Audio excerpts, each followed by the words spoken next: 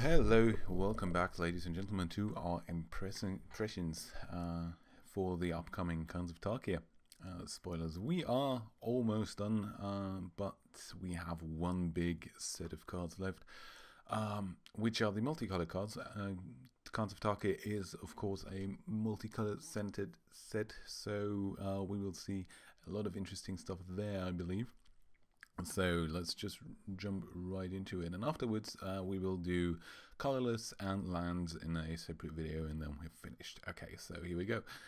Abomination of Gudule. That is bug. I don't know what the house for it is. The clan for it. I haven't memorized that. So for now, I'm gonna call it bug. I hope you can forgive that. So Abomination of Gudule is a 6 mana, 3/4 flying. Whenever Abomination of Gudule deals combat damage to a player, you may draw a card. If you do, discard a card, and you can morph that for 5. Okay, so 3/4 flyer for 6 mana in 3 different colors. That's not pretty good, is it? Even if you can morph it for 5. Well, it draws you a card, but you have to discard a card, so it's more like updating card quality in your hand than rather than card advantage. So I'm not too excited about this card. It's common even, but yeah, we will see.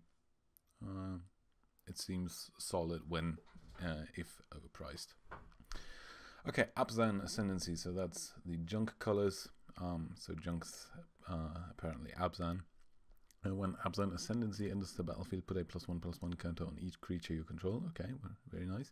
Whenever a non-token creature you control dies, put a 1/1 white spirit creature token with flying onto the battlefield.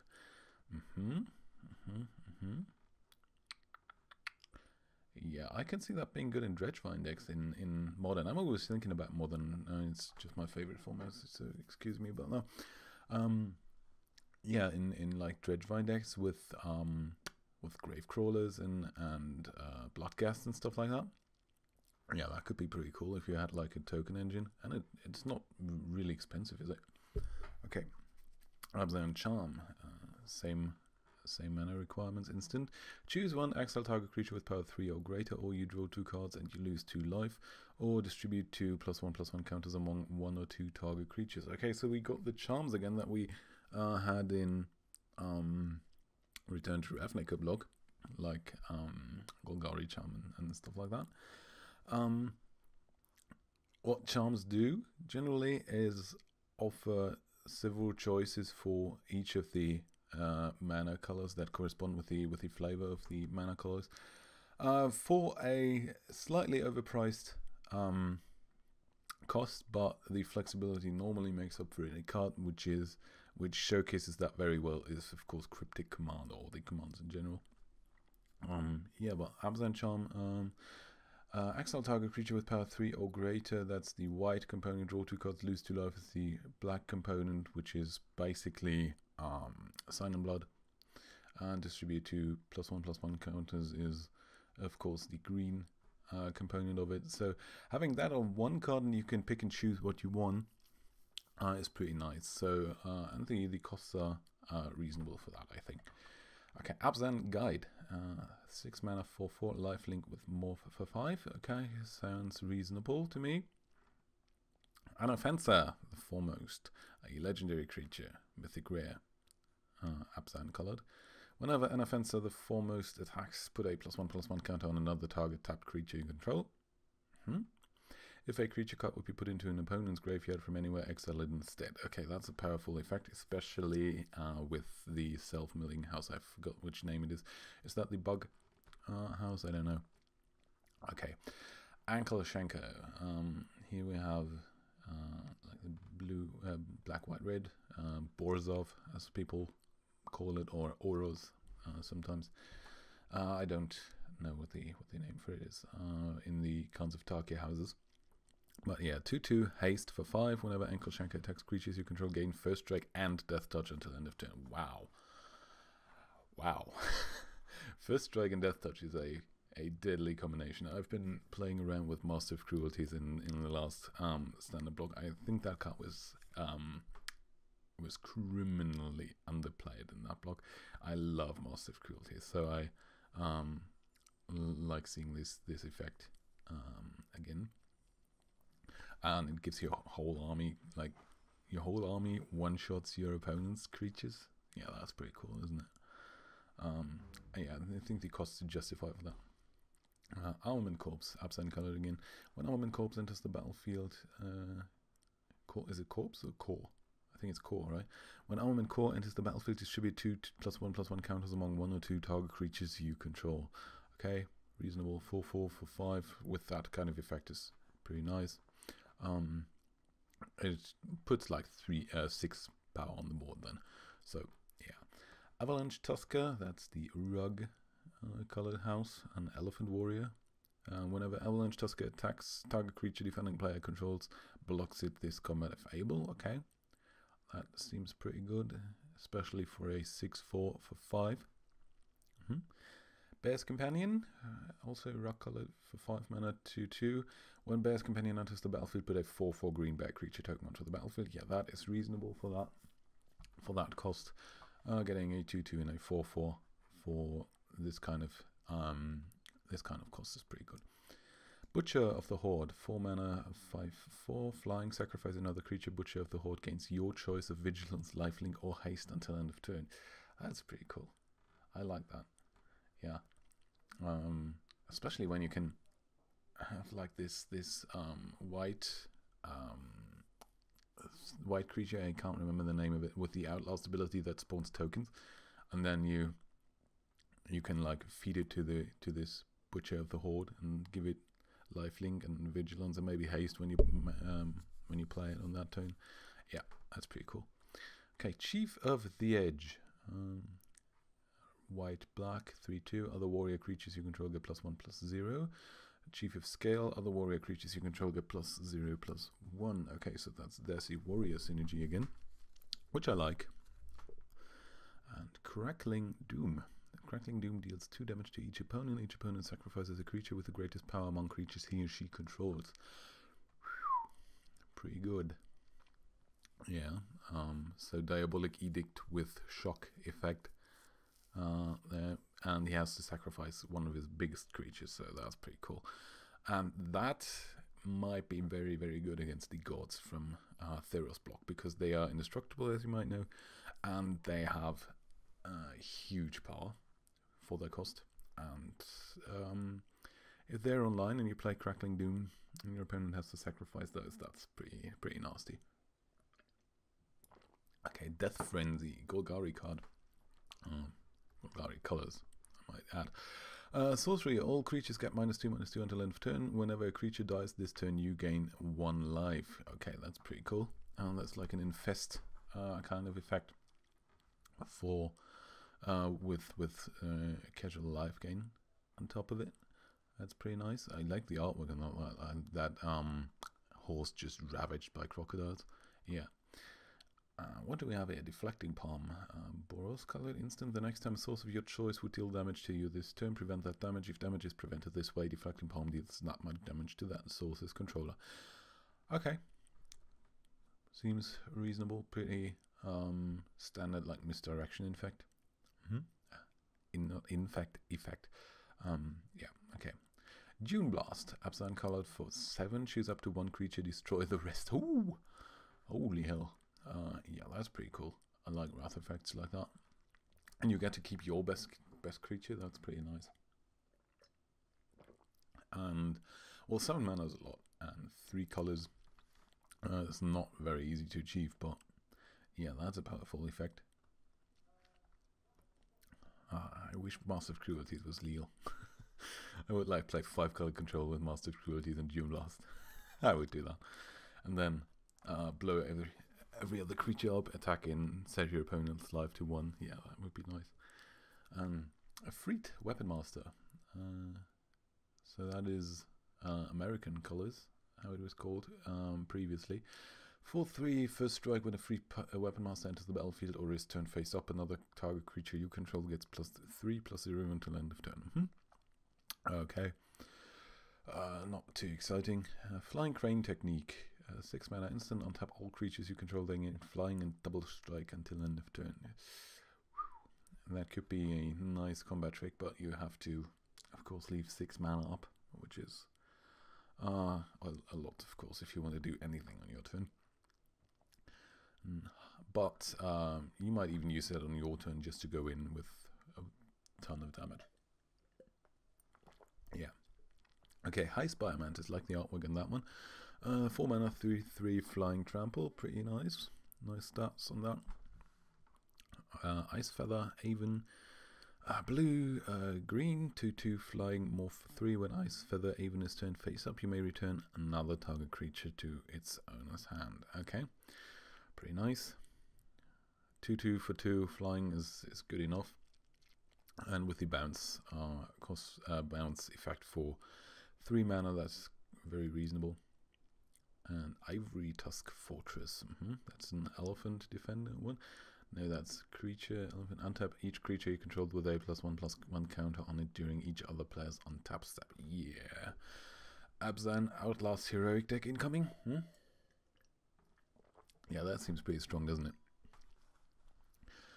We have Jeskai Ascendancy.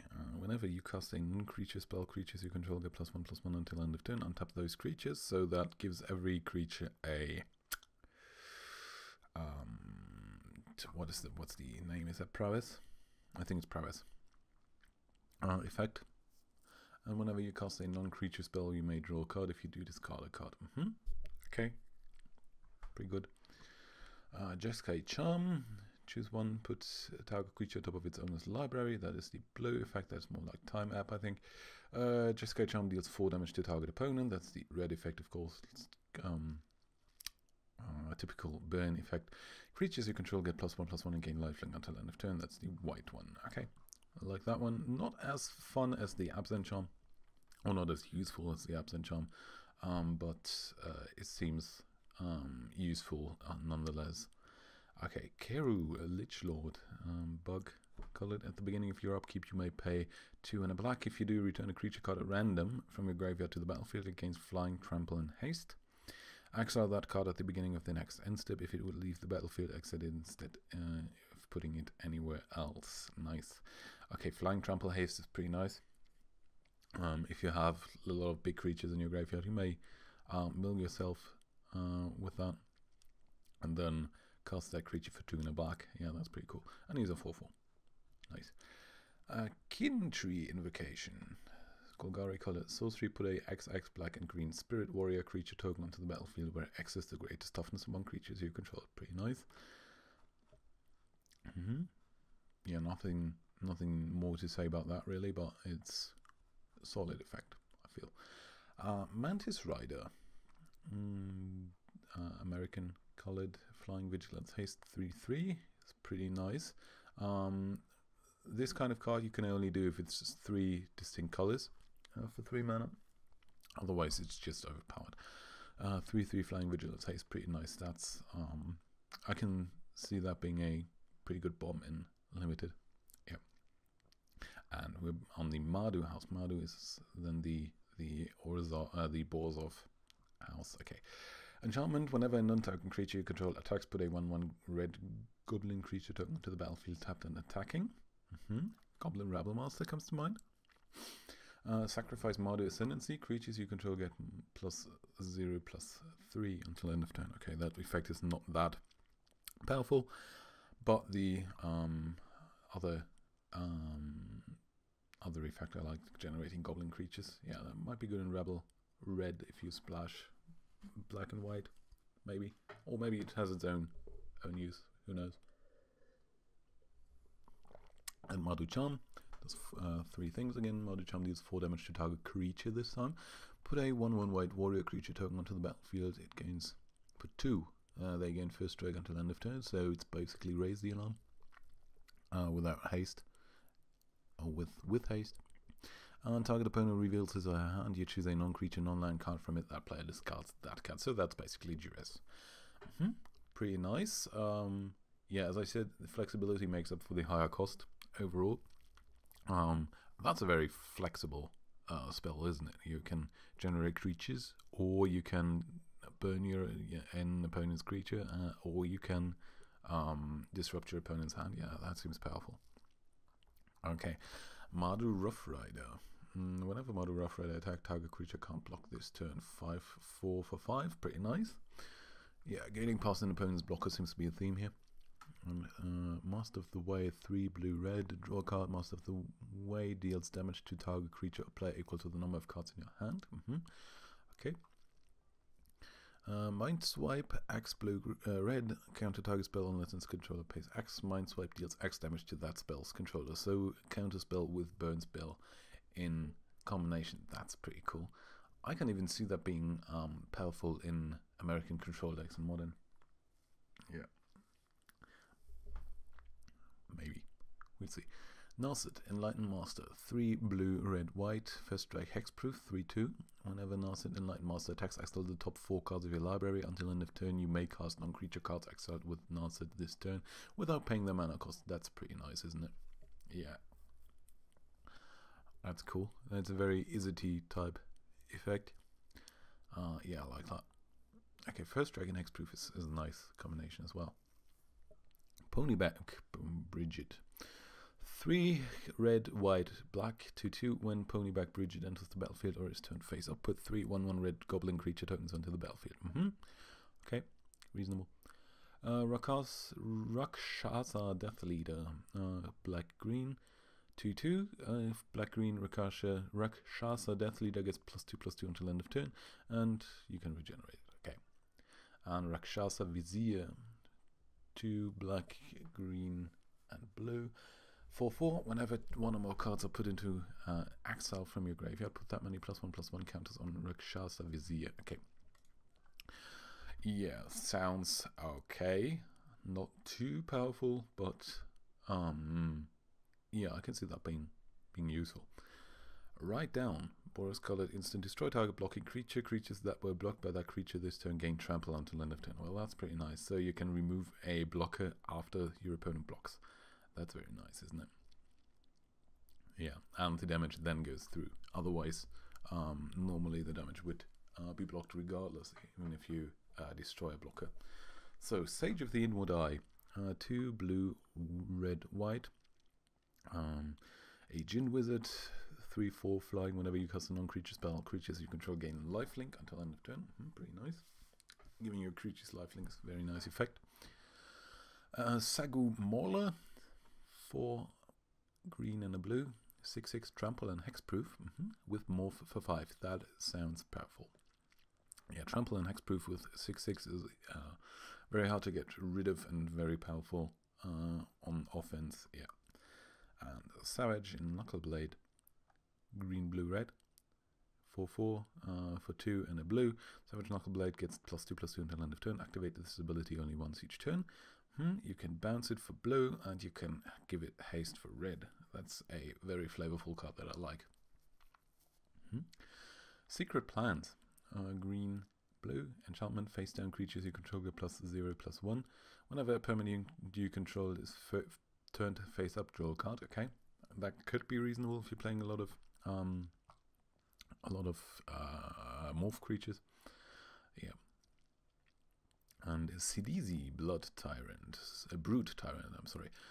Naga Shaman, for 4 mana, 3/3. Whenever Sidisi Brute Tyrant enters the battlefield or attacks, you put the top 3 cards of your library into your graveyard. Whenever one or more creature cards are put into your graveyard from your library, put a 2/2 black zombie creature token onto the battlefield.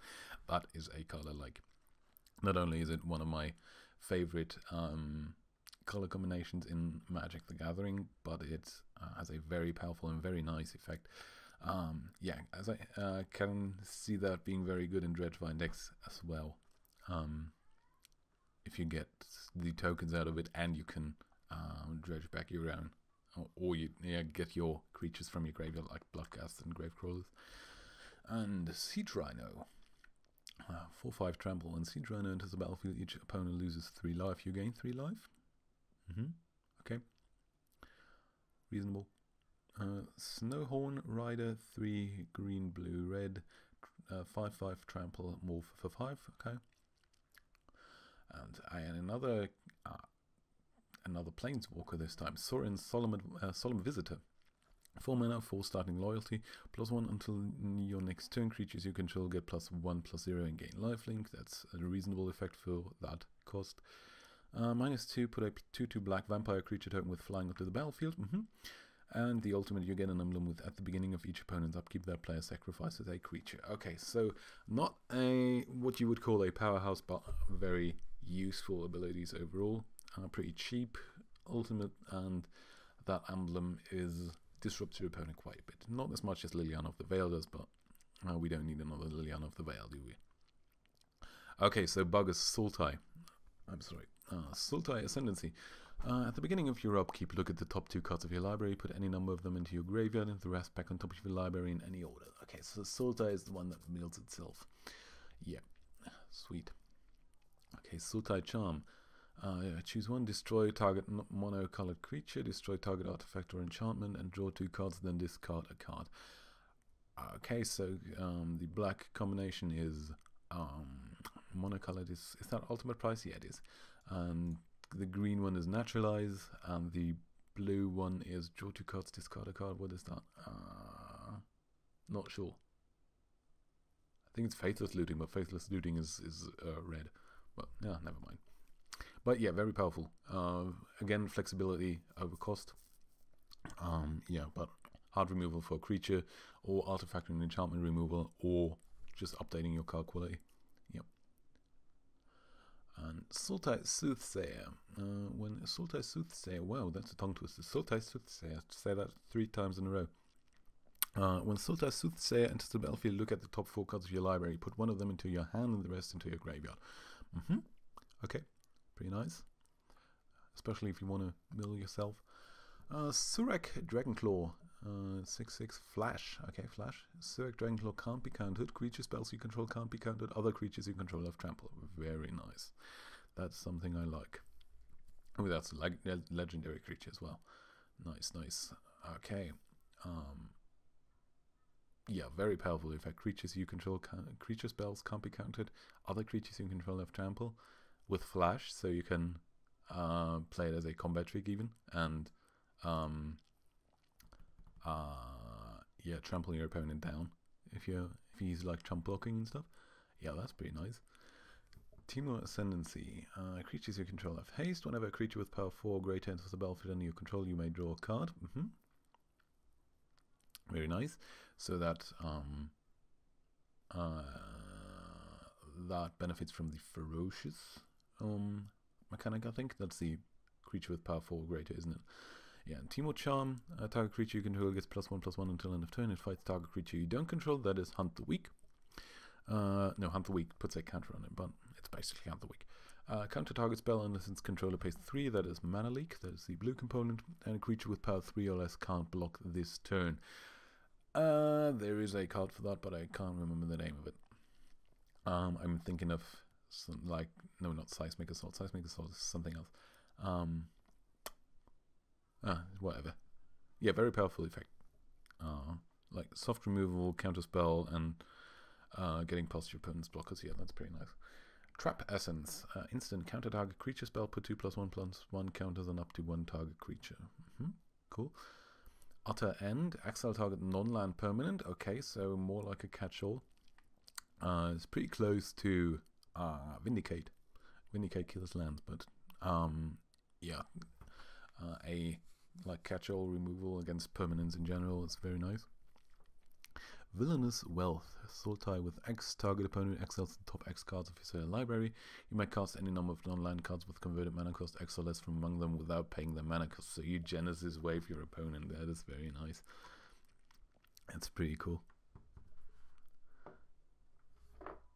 Yeah, I want to have that in my deck. I can see myself building a bug control deck next turn next standard season. Yeah. Warden of the Eye. For 3/3, when Warden of the Eye enters the battlefield, return target non-creature, non-land card from your graveyard to your hand. Okay. 3 mana. 5 mana. Okay. And Winter Flame. 1 blue-red. Choose one or both. Tap target creature. Winter Flame deals 2 damage to target creature. Very nice. And Zugo, Helm Smasher. Okay, another legendary creature. at the end here. 7-2 haste. Zugger Hellsmasher attacks each combat if able. Zugger Hellsmasher has indestructible as long as it's your turn. Okay. Whenever a creature dealt damage by Zugger Helmsmasher this turn dies, put a +1/+1 counter on Zugger Helmsmasher. Oh wow, aggro. Aggro all the way. Yeah, 7-2 for 5. That's indestructible on your turn and has to attack. Yeah, that's pretty good, isn't it? Okay, so aggro seems very, very strong next standard season, and I can see myself losing to that a lot. Okay, so that's the multicolored cards in Khans of Tarkir. Very, very, very, very interesting stuff in them. Surprisingly, the Sauron Planeswalker is one of the less interesting cards in there. But as I said, you don't want to go over the top all the time with your Planeswalkers. Yeah, but I like the legendary creatures, the clan leaders. I think they are in this color space. Yeah, they all have very interesting effects and very flexible, even not flexible, very diverse. If you look at the difference between Zogger Helmsmasher and the CDZ Brute Tyrant, for example. Yeah, so that concludes the multicolored cards. Sorry, my brain's a bit off. If my train of thought wasn't always that consistent, so if I'm rambling a bit, I ask you to excuse that. So that's that. Okay, then next we will take a look at the colorless cards on lands, and then we can call it a day for the Khans of Tarkir spoilers. So see you in the next video. For now, my name's been Lephariagaming. Thank you for watching. See you next time. Goodbye.